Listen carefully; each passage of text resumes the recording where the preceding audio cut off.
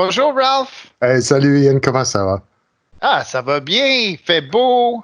Oui, il fait beau, il fait chaud, mais il fait beau, oui. Oui, on Ouais. avait besoin d'un petit peu de beau temps, là. Ça se prend bien. Tu veux-tu présenter notre invité aujourd'hui, là? Elle a l'air comme Bien très à l'aise sûr. dans son atmosphère de calme et de... Il fait beau ici aussi.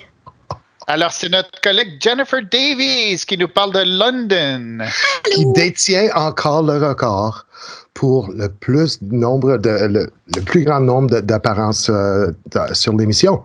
Parce qu'elle en avait 4. C'était un record avec 4, mais là, il y en a 5. Alors là, c'est vraiment un record qui est même pas battable. C'est pour ça que je me suis invitée moi-même. Parce que j'ai vu Mylène passer encore une fois, puis j'ai fait « Oh, oh! » Elle n'aura pas mon record. Non, exactement. Il faut que tu tiennes...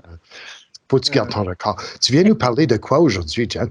Je viens vous parler d'une application en ligne qui s'appelle Poplet, qui ressemble un peu à Padlet, mais qui est un peu plus simple. Et c'est une enseignante de 3e année qui me l'avait proposé comme idée, comme outil. C'est Sylvie Brissot, notre amie à la Tamise, ici à London.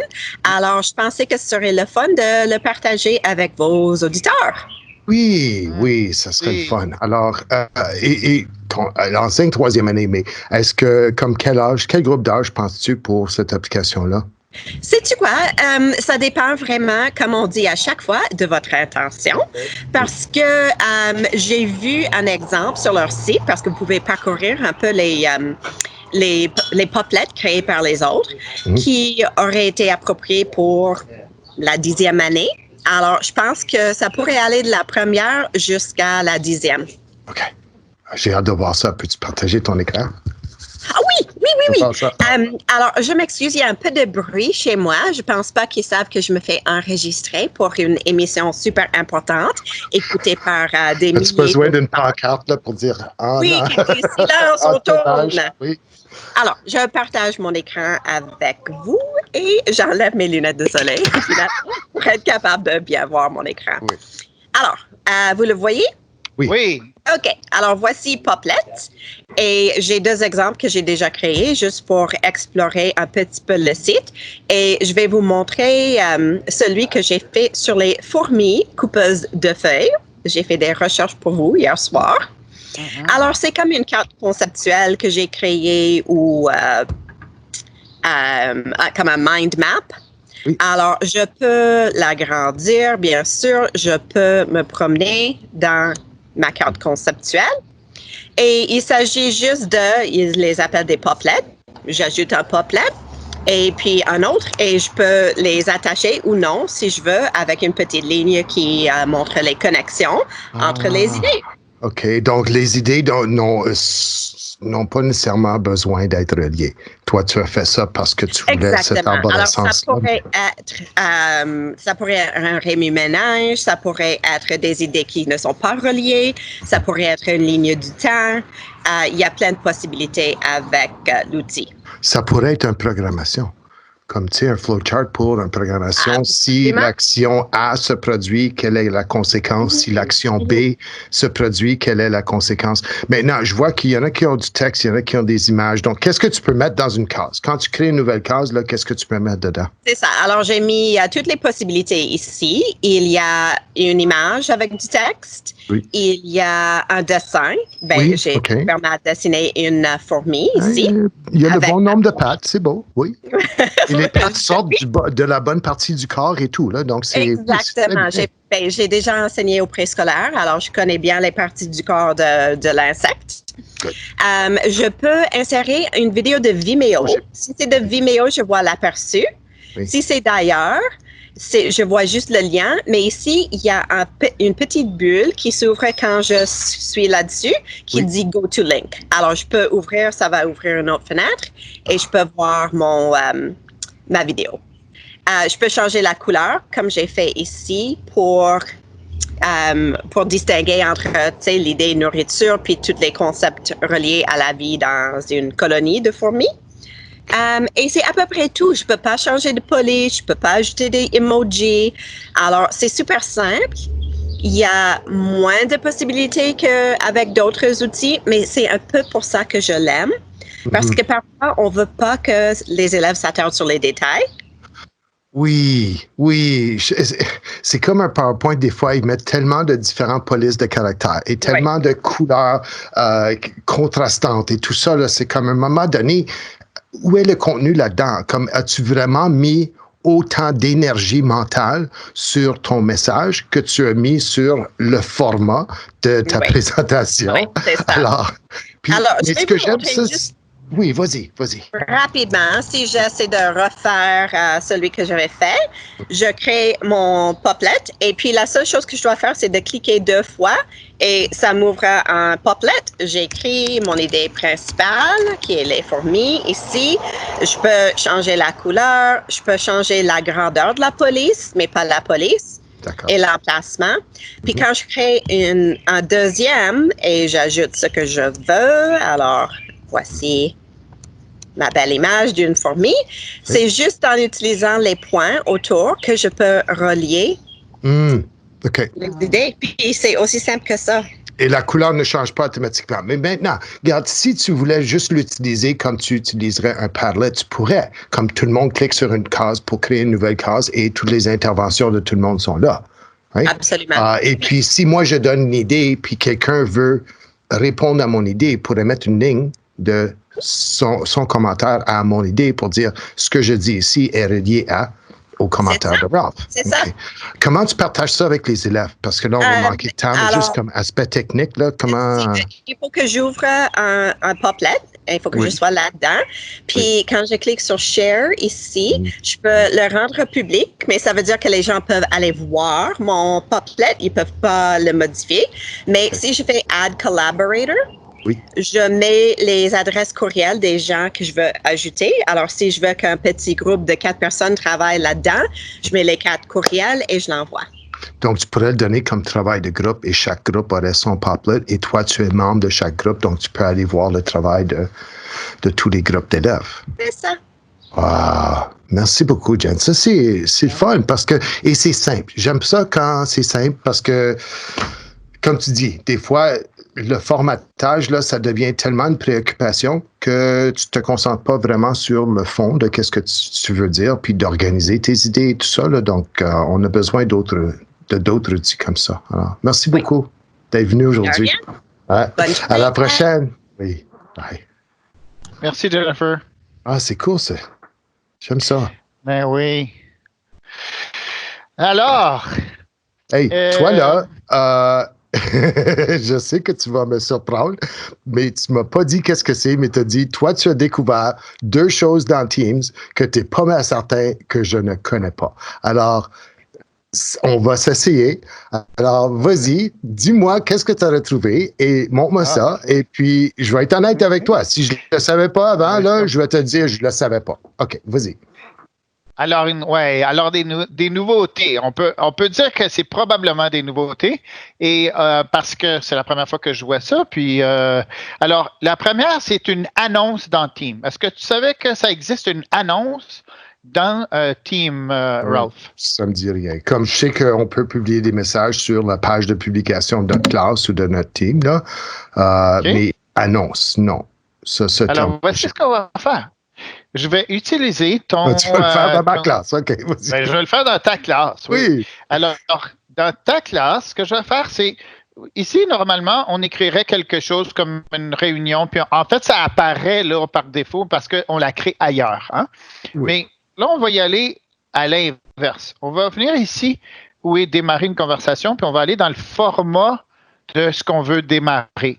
Puis, on sait que normalement, ça s'appelle une conversation dans les publications. Et puis, on peut répondre à ça et tout ça, oui. Oui, mais là, il y a aussi une deuxième option qui s'appelle l'annonce ici. C'est comme caché. J'ai comme trouvé ça par hasard. Ben, pas exactement par hasard, là. J'ai Microsoft qui me l'a dit, puis là, j'ai dit, oh, c'est quoi ça? Puis là, regarde, c'est un beau gros lettrage. Alors, si je voulais faire club de robotique cet après-midi, hein?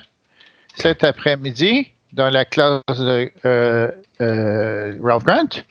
Puis là, ici, mettons que je veux l'embellir, je peux choisir d'ajouter une image. Oui! Puis là, je pourrais charger une image que j'ai sur mon bureau. Oui. Puis là, regarde la belle image que je vais choisir parce qu'on va faire de la robotique avec Minecraft. Okay. Puis là, tu choisis quelle section de l'image que tu veux. OK. C'est ça. Puis là, ça fait une belle bannière qui est dans le background. Wow. Ben oui. Hey, puis ça, là, c'est beau, ça. Je vais ajouter un sous-titre qui est un tout petit peu plus petit. Joignez-vous à là, tu peux mettre ce que 13h. tu veux dans l'annonce, là. Oui, puis même qu'on pourrait ici dire, joignez-vous à 13h30, Okay. puis là, je pourrais ajouter le lien à la fameuse réunion là, qu'on aura créée, mettons. OK? Oui. Alors, oui. puis où on va mettre l'annonce? Ça, c'est très, très important aussi comme information. Donc, le lien, c'est ici, là, pour insérer le lien ici en bas. Tu peux même avoir un lien intégré, là. Un code d'intégration, là. Oui, alors celui-là, c'est le code d'intégration. Okay. Puis, ensuite, moi, je trouve que pour les directions, ça, cette partie-ci, c'est probablement la partie la plus intéressante. C'est que je peux, ici, en ouvrant ici la sélection, ça, c'est tous les canaux dont je suis propriétaire ou copropriétaire. OK?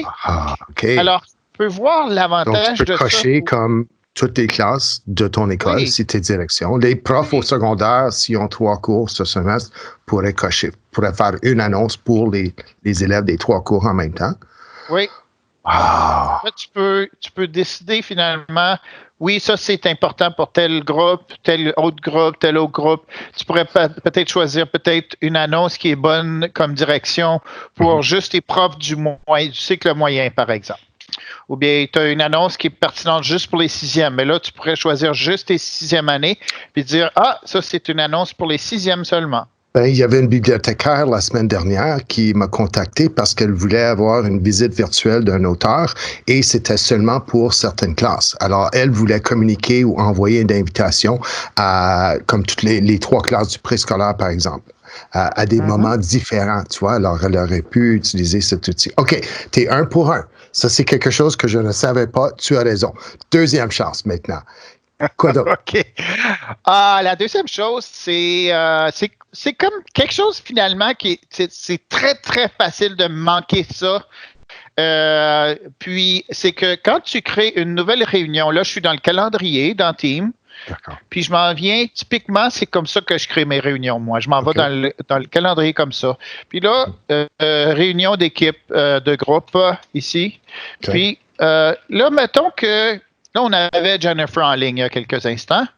Alors, on va choisir Davis. Puis, moi, je sais que puis, on va choisir Grant. Mettons qu'on ferait une petite réunion à 3. Puis qu'on voudrait la faire à 11h30, Ralph Grant n'est pas disponible parce que parce qu'il était en préparation de la rencontre. Hein? T'as-tu vu qui est rouge? Oh, mais Jennifer, elle, est disponible.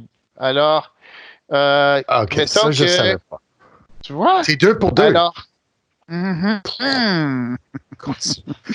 Puis moi, ce que j'aime de ça, c'est que, mettons que tu aurais comme une série de personnes. Tu pourrais jouer avec l'heure après avoir mis tous les noms rouge, là. Oui. pour que personne soit rouge jusqu'à ce que ton heure que tu as sélectionnée est la meilleure heure pour tout le monde. Sans aller vérifier les calendriers de toutes ces personnes-là. Alors, ça pourrait être vraiment intéressant de ce point de vue-là. Ben, c'est tellement plus simple que d'ouvrir ton Outlook, ouvrir les calendriers superposés des autres personnes, puis là, tu as comme les 3-4 calendriers, puis un par-dessus l'autre, là, pour essayer de voir, OK, quelles sont les dates où tout le monde a une case vide. Mais ici, c'est comme, tu sais, t'as juste c'est un petit peu comme jouer, tu sais, un petit jeu, là. Alors, si je change l'heure ou si je change la journée, comme, à quel moment est-ce que tout le monde va être OK, puis il y aura personne de rouge, là.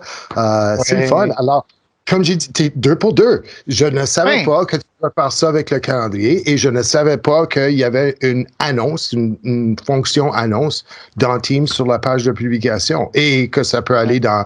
Parce que, tu sais, on avait vu la dernière fois comment tu pouvais trouver le courriel d'un canal et tu pourrais avoir comme plusieurs canaux en même temps dans le même courriel et ça serait envoyé à tout le monde en même temps. Mais l'annonce est encore mieux parce que là, tu peux comme coche. Tu n'es pas obligé d'aller dans chaque canal trouver quel est le courriel de ce canal-là et là, le copier-coller dans un courriel. Ça, c'est long. Comme si tu as plus que 2 ou 3 canaux là, que tu veux communiquer avec, l'autre méthode, ça fonctionne, mais c'est pas mal long à faire. Celui-ci, tu le fais dans n'importe quel de tes groupes et tu peux choisir tous les autres groupes que tu veux après. Wow! Oui. Et merci beaucoup, Ian. Je pense que ça va sauver du temps aux gens là. Puis toi, tu as une annonce pour nous. Hein? Tu as travaillé vraiment fort la fin de semaine dernière. Puis dans la dernière semaine. Puis oui, les derniers 3, 4, 5 jours, là, j'oublie là, parce que, tu sais, it's all a blur. Mais ce que je voulais dire, c'est que je travaille sur les tutoriels pour l'événement en direct de Teams. On avait vu ça au mois d'avril. La journée que Salim était notre invité, toi, tu avais expérimenté avec le console de producteur. Tu nous avais montré ça. Depuis ce temps-là, ben, tu vois, là, on a su qu'on ne revient pas pour le mois de juin. Il y a beaucoup d'événements, peut-être des graduations, peut-être la bienvenue à la maternelle, des choses comme ça. Des événements qui, normalement, seraient soit des portes ouvertes ou des événements de grands groupes à l'école. On ne peut pas les avoir à l'école. Donc, l'idée de l'événement en direct, c'est un peu moins interactif qu'une réunion Teams, mais l'avantage, c'est que c'est ouvert à tout le monde, le grand public. Alors, les mononcles, les matantes, les grands-parents, tout le monde là, qui veut participer à des choses comme ça, ils n'ont pas besoin d'un compte spécial, ils ont juste le lien, ça ouvre dans Chrome ou dans Edge, et puis tout le monde est là. Alors, on va en parler un petit peu plus en détail demain, si ça te fait rien, là, mais je voulais juste mettre la puce à l'oreille pour ça, parce que c'est quelque chose que je trouve vraiment intéressant, et déjà, les roues commencent à tourner de comment on pourrait le mettre en application. Donc oui, merci de m'avoir rappelé de ça. Là. Alors, manquez pas l'émission de demain parce qu'on va avoir ce contenu-là là, avec beaux gros morceaux, puis on va vous mettre des liens et tout. Alors, bien hâte de te revoir demain puis voir tout ça, Ralph. Oui, j'ai hâte. Alors, bon après-midi, puis on se revoit demain. Au revoir, Ralph. À tout le monde.